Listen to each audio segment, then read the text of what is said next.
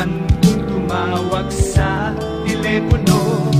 Ikaw ang nakausap ko, tsambang number ang dial ko. Di ko inaasahan na sasagutin mo ako. Pangalan ko'y nalaman mo, pangalan mo'y nalaman ko. Nagkausap tayo ng gusto. Ako'y binola-bola mo, binola-bola rin kita, hanggang sa tayo'y magkakilala.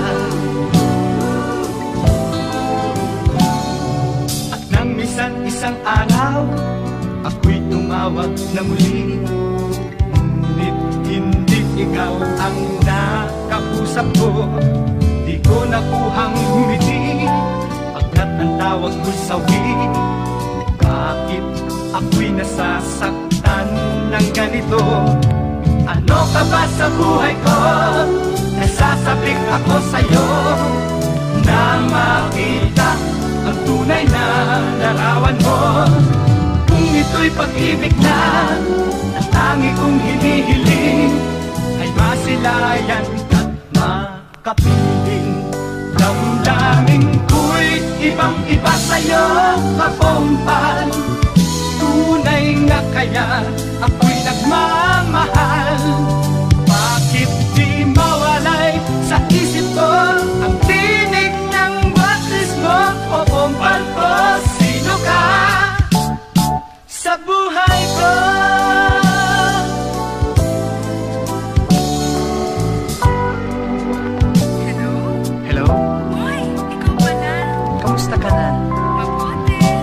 Ginagawa mo ngayon?